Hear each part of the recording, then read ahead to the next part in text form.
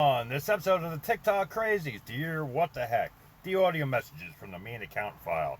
We're on part 3. We're left off with case studies and doing a live and apparently exposing her on live, which I don't believe, but whatever. Well, that's the thing is because when the documentary came out, I was freaking out because my entire family had the Identification Discovery channel. Literally, I had to tell them, I was like, you have to cancel your fucking cable. And they did. So anyway, I watched the whole episode at the police station with police officers, and they kept going like, oh, is this true? This is real? Like, this is crazy. And I don't even know what to say. Like, just imagine finding out that a whole documentary is being I can't even talk. I can't fucking talk. I didn't even fucking smoke today. She's talking about smoking the whole broccoli deal. And another thing, this is what I'm going to have to bring up in court. Like, this is where it's going to get absolutely fucking crazy.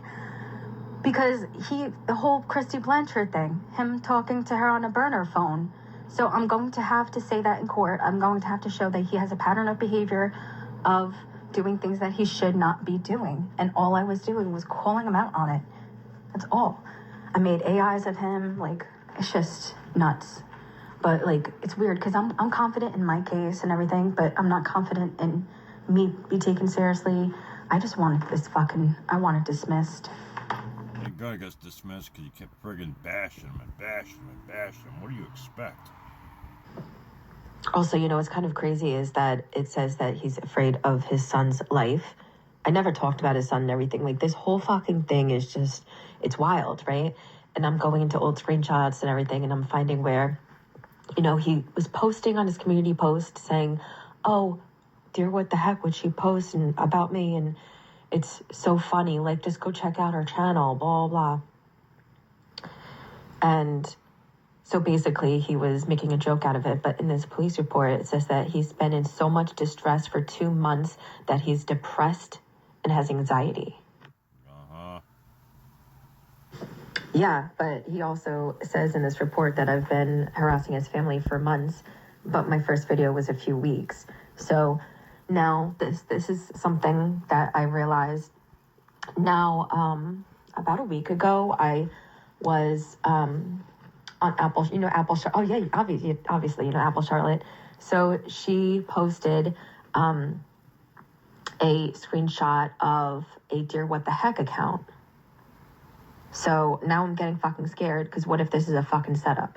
Then I'm gonna have to be like, you have to subpoena TikTok because this is my account. I don't know if that's true yet though. So I don't want to psych myself out. But what if? Otherwise he's just making that up and he has no proof. But I definitely was not even watching his channel for months. Liar. Yeah, that's this girl that is harassing me, and basically she is on Case's side. I don't know if she might even just be Case's second fucking profile. I don't know. But she's another one who comments on my page. And yeah. So I think she was only in there because I was in there and they're following me around.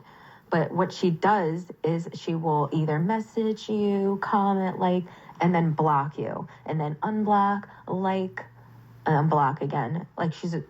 That's what she wants. Yeah, but I know, Jenny bitch one. That's what you do right here, Miss Jessi. I mean, let's be honest here. And the Jen account, like I said, she'd follow me and she thinks that she's a bad person.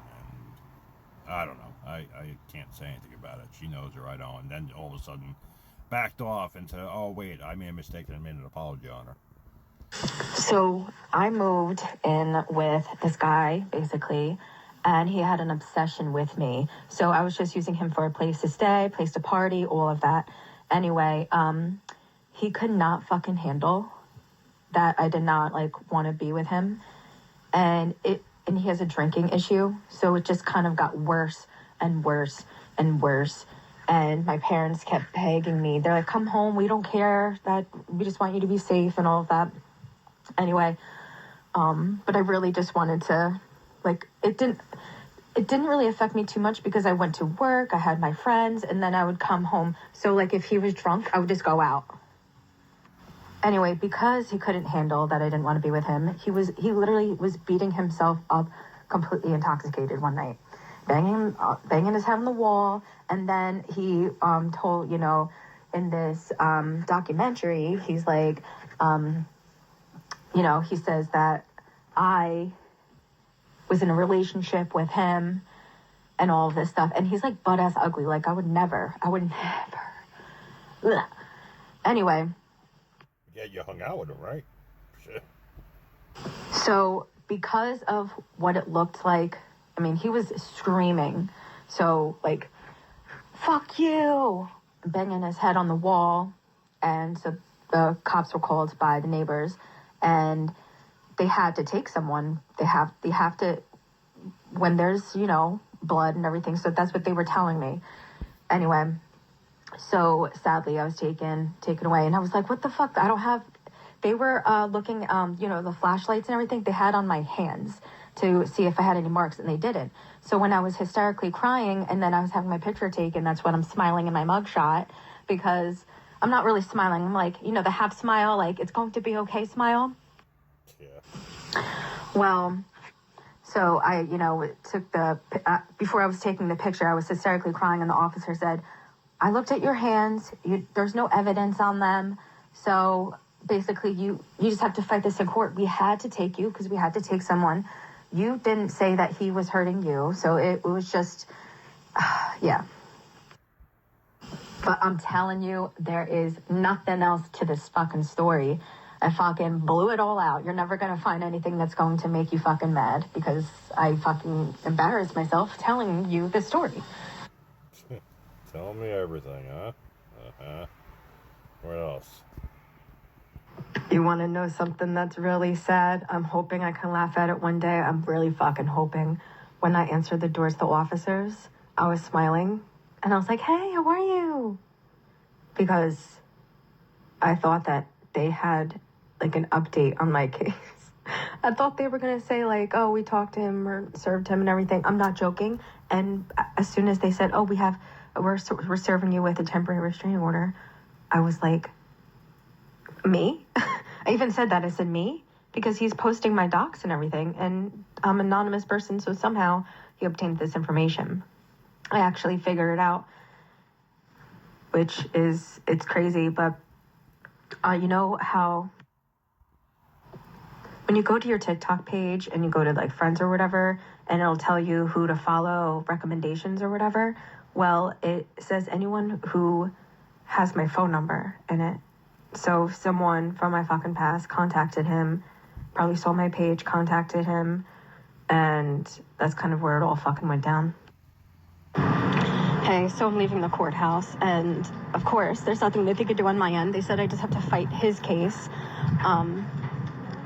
So basically, I got advice to talk to an investigator for 3 hours, and I'm a little bit more calmed down now, but I'm just annoyed because I can't file against him. I'm the one who's actually afraid. He's not afraid. He's pretending to be. I'm a fucking woman.